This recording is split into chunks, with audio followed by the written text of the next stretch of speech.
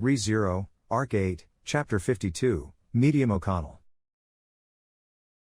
Serena, such unskillful command. Standing by the window of the command center within the fortified city of Gartla, Serena Dracroy muttered so whilst gazing through the sole gap in the towering walls that defended the city. Among the soldiers of the Wallachian Empire, there were none who did not grasp the importance of controlling the skies. It was to the extent that, even in this besiegement, the greatest concern was the allocation of air defenses. The people of Shudrak, powerful masters of archery, had exceptionally numerous opportunities to play an active role. The reason why so many of those women were being instructed to keep watch on the sky was because the opposition's potential aerial assets required that level of vigilance. And yet, with sporadic attacks from the deployed undead flying dragons which could hardly be called successful, the Scorching Lady herself, owner of the foremost flying dragon squadron in all of Wallachia, even felt a sense of irritation towards the enemy. Serena, though if I was the enemy's commanding officer, I'd be able to bring down this city far more efficiently. At the height of this decisive battle, could you please not say such frightening things? Serena had clicked her tongue with dissatisfaction towards the opponent's tactics, and interjecting upon having heard that it was a delicate man occupying the same command center, Otto. He was a man who had guts despite his gentle appearance, and Serena also had a high evaluation of his character,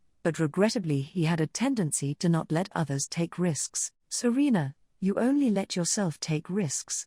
That'd be fine for a subordinate, but you'd be a boring man to have as a lover. Otto, if you were to say that you have taken a fancy to me, Countess Dracroy, I would feel as if I was being told there was a flaw in my personality, so I do not object to your assessment, but, Serena, humph, I see. So you don't like a woman with a scar on her face. Otto, I can say with confidence that my attitude does not change based on one's appearance. It is far more important to be able to converse and come to a mutual understanding with each other. And even with your scar, I do find you to be quite beautiful, High Countess. What you two talking about? Get your acts together. Serena folded her arms as she stood near the window, and Otto had responded to her with a look of dumbfoundment.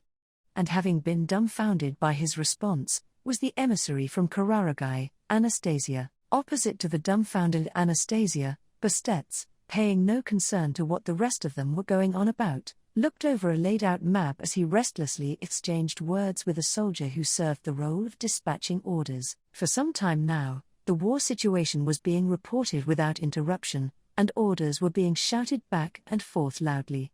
The hectically changing situation and the bursting of blood and lives, it was the fragrant scent of the battlefield. Serena, this is precisely what it means to be in the Empire. My sense of smell for battle has grown dull under the reign of His Excellency. I of all people had forgotten that war is a part of everyday life. Anastasia, if you try and say that's what the Empire is, you ain't properly repayin' the Emperor San who tried to rule in peace. Serena, what? I'm a poor loser. If I was discontent with His Excellency's rule, I ought to have done something about it through my own strength. Since I have not done so, the likes of my words are nothing more than jest. He attempted to impose a reign that was contrary to imperialism, and the method he used to implement it was imperialism. Sadly, His Excellency is symbolic of the Empire. While the person in question would likely not desire sympathy, she could not help but pity how he walked a path of solitude. Though it was true that Vincent shunned battle, if he twisted the tenets of others for that purpose, then that would fall into the realm of the law of iron and blood. Only in the midst of conflict and struggle could precious things be born. Regardless of whether the Wallachian law of iron and blood declared so or not, that was Serena's own interpretation of the imperial way, and she had accepted those values. She understood that it was ephemeral to love things that could only be born amidst that, but it was in her nature. Therefore, Serena, so you haven't come, Borleroy? Staring at the vast, desolate sky, Serena muttered as if she still had one final regret. The battle had been ongoing for quite some time, and the armies of both sides had suffered no small amount of casualties. The first wave and vanguard of this battlefield had been completely finished off, that was to say, the magical sharpshooter, who followed the principle of concluding battles with minimal casualties, was not flying in the skies of this battlefield. If he had come, Serena's heart would have been shot out a long time ago. Serena, tracing the vertical scar that ran across the left side of her face, Serena closed her eyes for a few seconds. Emerging on the back of her eyelids was the slightly dirty boy she had found during her younger days. The figure of him growing up, losing his life, and in the end, revived as an undead, pointing his spear towards her. Serena, that last one is merely my own delusion. With pallid skin and lifeless golden eyes, the undead form of Borleroy was something that Serena had never seen. In the battle for the imperial capital he had aimed for Vincent in the Crystal Palace, and at the coupled dragon carriages he had carried Lamia away with her shattered soul. However, during both of those opportunities, Serena had been unable to meet Borleroy, and Borleroy was not here at the fortified city either. That was reality. Serena, it would probably be fine for you to hate me. Muttering so, Serena stood by the window while picturing the undead Borleroy who had not appeared. While standing there, she had no choice but to admit to her unforeseen state of mind. She would not have minded being killed if it was by Borleroy. That was why she had gone out of her way to expose herself via the window, and had been awaiting the sniping of the magical sharpshooter. Anastasia, I thought you'd already settled your feelings? Serena, closing one eye, Anastasia was examining Serena's expression from the side. As Anastasia looked at Serena with her round turquoise eye, it seemed as if that gaze was seeing through her inner thoughts. Along with Otto, merchants proved to be quite shrewd. It must have been under unthinkable fortune that Flop and Medium had been able to survive in the cunning world of commerce. Thus, to the extent that she was mentally dodging it with useless thoughts, the bullseye that had been struck was not shallow by any means. Anastasia, if the enemy's I'm in for the commanding officer first, that'd be the same as targeting the people in this command center. So, you've gone and put yourself right in the firing line. Couldn't you at least consult with us first before doing that? Serena, sorry. I had thought it would have been easier to deal with a situation in which it was obvious who was going to be targeted, instead of a situation where it was unknown who would be shot. With all the wise people present here, you guys would be able to calmly deal with things if my head was suddenly blown apart, wouldn't you? Even supposing that were the case, I think it would be best to search for a route where it is not blown apart, and I am not confident that Anna or I could remain so composed. We are not like Otto-kun. Otto, though even I would jump bolt upright if you were to suddenly die. Otto raised his voice upon receiving an unexpected evaluation, but Anastasia exchanged glances with the spirit accompanying her echidna, and shrugged her shoulders. Serena would generally be in agreement with them, but in any case, Serena's expectations had been off the mark. Serena, with Borleroy's absence, considering that no flying dragon squadron composed of undead has emerged, the value in retaining my living flying dragon squadron has fallen. If there are any fronts of the battle with unfavorable prospects, have them be deployed there. They'll overturn any disadvantage in the blink of an eye. Anastasia, that's right. It's a foolish plan to deploy assets one by one, but it's just sloppy gambling to be pushed back while keeping the units with high offensive capability in reserve. I agree that it's fine to use them. Only, Otto, it is concerning that it seems as if the opponent does not have a flying dragon squadron. Anastasia furrowed her thin eyebrows in concern, and Otto muttered the following words in her stead. In response to their concern, Serena slightly exhaled a and, Serena, there's not a high probability that any undead flying dragon riders have successfully paired up with their deceased flying dragon. Be that as it may, it's certainly unnatural that there have been absolutely none. In that case, Otto, rather than the usual application of a flying dragon squadron, there is a high possibility that one is being used in an unorthodox manner, correct? Serena, unorthodox. And it happened right as she was about to reach the heart of the matter. With such force as if to break the door of the command center, somebody had come rushing in with a report. Out of breath, the messenger made an urgent expression as they shouted, "Excuse me," in a quavering voice. Receiving that, Bastetz, who had been looking down at the map, raised his head. Bastetz, to the point. Messenger, yes sir. A target requiring caution has appeared. Enemy flying dragon squadron, confirmed. Serena, have they come? Hearing the messenger's report, Serena's expression grew severe, as if to say that someone who ought to have come had finally arrived. Then, Serena looked closely out the window, searching for signs of the enemy in the sky, but she could not find the enemy flying dragon squadron. Behind the suspectful Serena, the messenger proceeded with the continuation of the report. That was, "Messenger, the enemy flying dragon squadron has passed over the large mountain behind the great fortress, and has invaded the airspace above the fortifications. They are deploying enemy soldiers, the undead have breached the city." Medium O'Connell possessed the divine protection of morale. To speak plainly, the divine protection of morale was something that would boost the physical capabilities of one's body in concert with how roused their spirits and determination were. Medium was unaware of her own divine protection, and even her older brother Flop did not know that his younger sister was the possessor of a divine protection.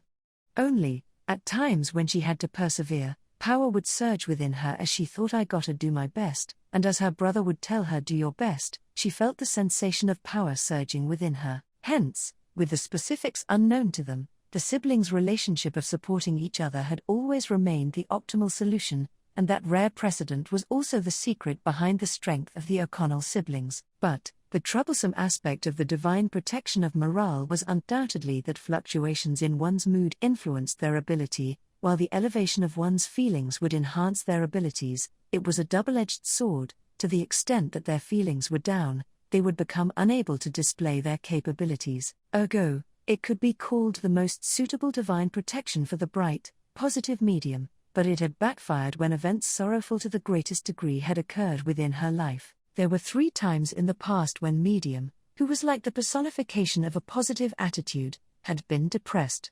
The first was when a member of her family, Miles, had died. The second was when another member of her family, Borleroy, had died. And the third was when she found out that Borleroy, who should have been dead, had been turned into an undead. During the first and second times, she thoroughly wept and cried, and it took her several days to recover. The impact from the third time was not something inferior to those past 2 times, but there was no time for her to spend a few days crying due to the grievous event. If so, did medium participate in the battle with a face stained with tears, disheartened as it was? Certainly, that had not been the case. Medium O'Connell had stopped crying in a true sense. It was not as if the sorrowful event of the third time had not resonated as much as the first and second times.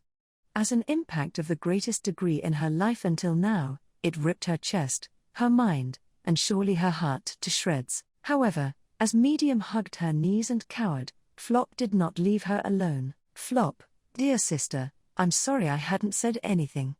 It was a situation in which people who had died were being resurrected one after another.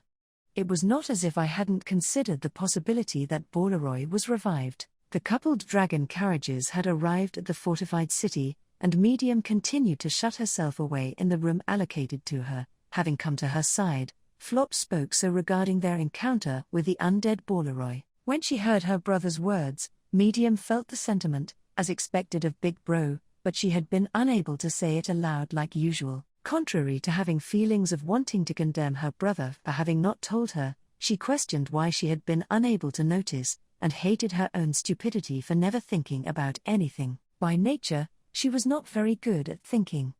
That was why she always left that duty up to Flop. That was why, in exchange, it was her job to rampage. She was happy with it being divided up that way. And yet, it was weird for her to now lament her own slow brain. "No, that was not it, medium. I really love you, Big Bro." Flop, "Ah, thank you, that makes me happy. I love you too, of course, medium. I also really love Serena, and I really love Big Bro Miles too." Flop, "I know. I've never doubted that. Of course, I also love those two, medium. I really love Balabro as well." Flop, "Yeah." While burying her head into her knees, medium sniffled as she falteringly spoke. Kneeling down on one knee, Flop listened to her with a calm look on his face.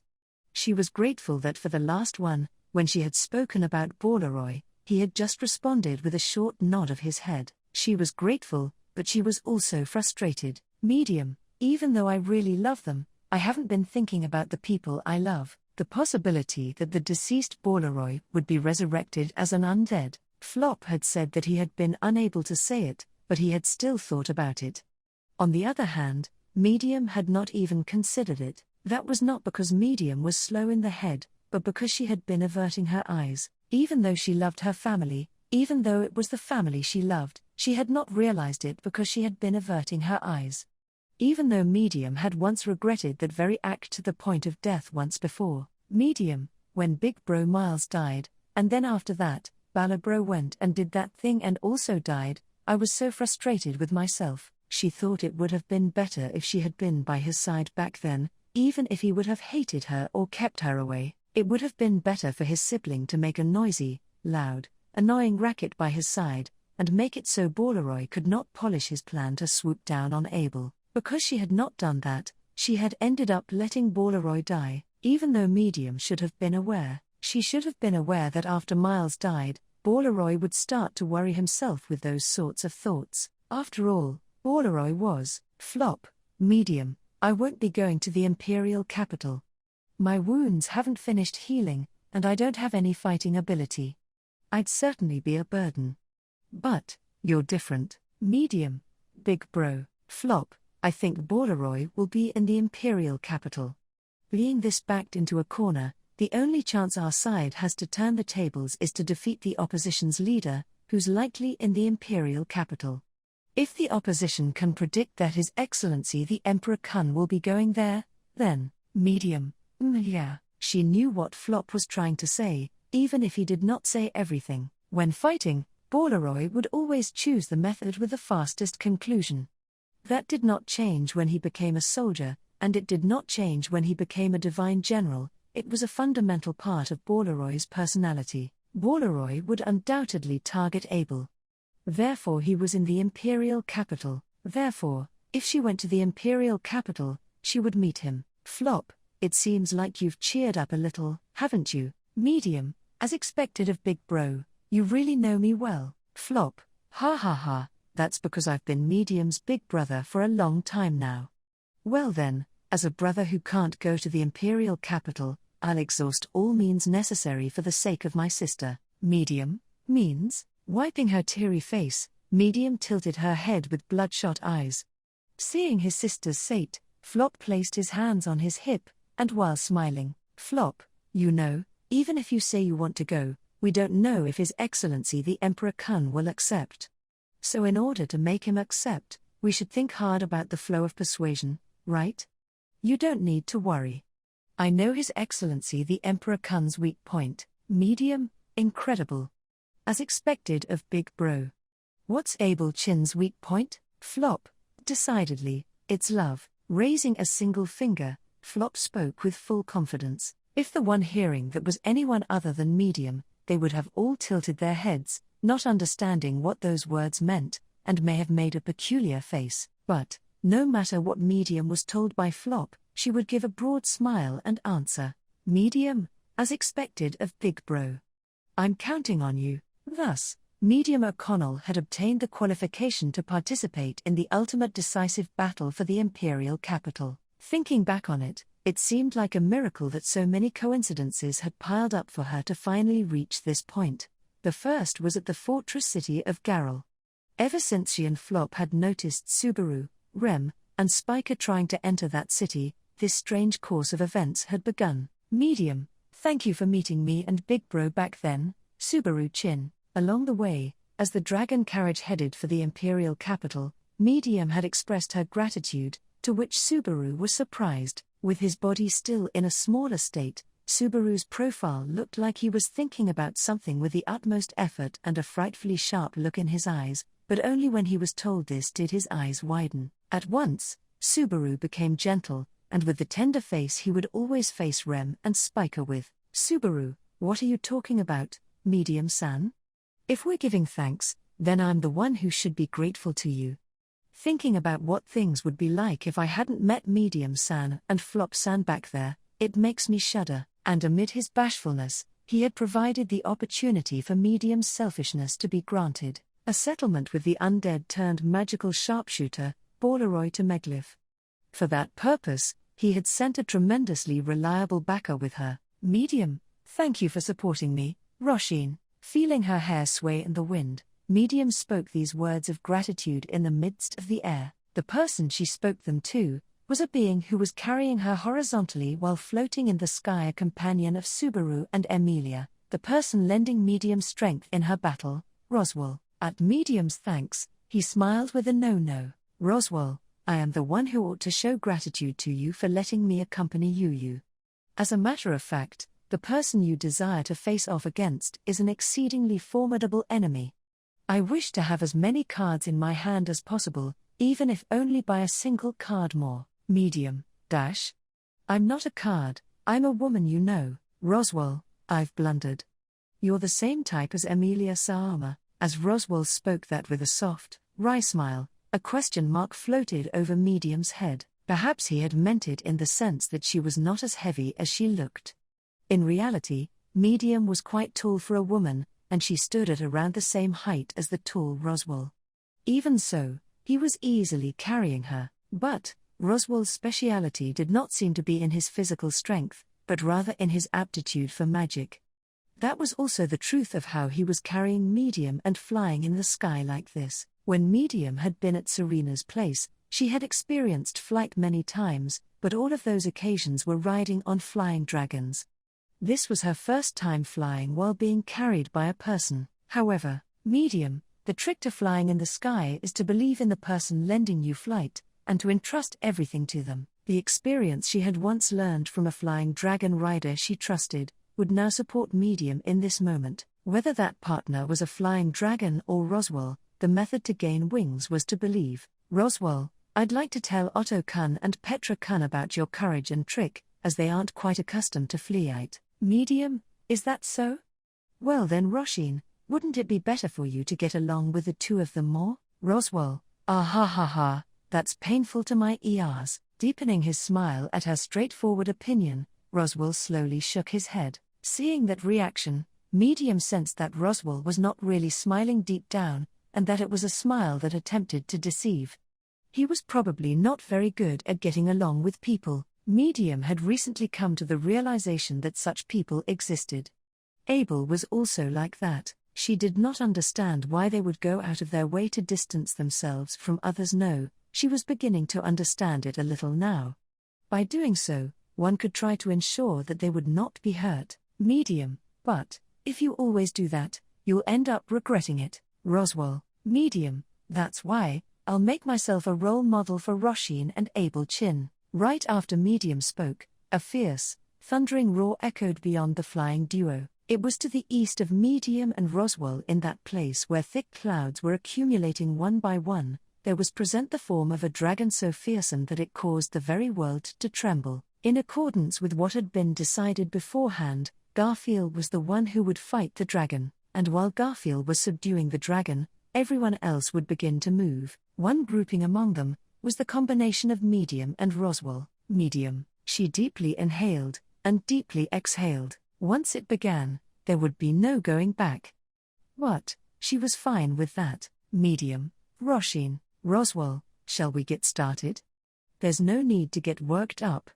After all, I'm the strongest magician in the world. Right after Roswell declared so, for a moment, Medium felt goosebumps over her entire body. That was at the moment Roswell had suddenly unleashed magic that was supernatural beyond anything Medium was capable of imagining, causing flames to be sent above the thick clouds that blanketed the imperial capital, targeting the Crystal Palace from directly above. While using such a ultra-high-class magic technique, Roswell progressed his flying magic with Medium still in his arms. It was an intricate feat akin to one using their right arm to draw and their left arm to compose a song, while also using their mouth to recite verses of poetry and using their eyes and brain to decipher an unknown language. But, for Medium, who did not understand its value, she had no valid reason to praise it as being amazing. Therefore, Medium did not voice praise with her mouth, but instead demonstrated it through her actions. Medium, staring into the distant sky, a chain of bright red flames exploding could be seen above the Crystal Palace within the deepest part of the imperial capital, cutting past the blossoming crimson balls of flame one after the other. A flying dragon soared at a high altitude. Far, far away, Many kilometers in the distance, as a small speck in the sky, it had been clearly seen by the current medium as somebody whom she wished to see, with whom she wished to converse, and whom she wished to touch. Medium O'Connell possessed the divine protection of morale. The divine protection of morale boosted one's physical abilities in concert with how roused their spirits were, and it was the most suitable divine protection for the bright, positive medium. And now that medium was before a person whom she had wanted to meet to an absolutely unbearable extent, the performance of her divine protection was manifesting its greatest, most powerful effects in all the time since she had been born. The thing she wanted to do and the thing she must do coincided, and smashing through her regrets of the past, she clutched what her older brother had entrusted to her within her chest. Together with a reliable ally, she would challenge a beloved visage. "Oh go," medium spoke to Borleroy, who had likely seen her from far off in the distance. "Medium, geez, I won't let you go off wherever you please anymore. Come and talk to me properly, Ballabro." The next moment, a bullet of light had been fired after a beat had passed, and Medium cut it down with her unsheathed barbarian sword. Medium, though the impact tore through her entire body, both Medium, and Roswell who was carrying her, were uninjured, and thus, separated by an ultra-long distance, the curtain rose on the fiercest bout of aerial combat in the history of the Empire.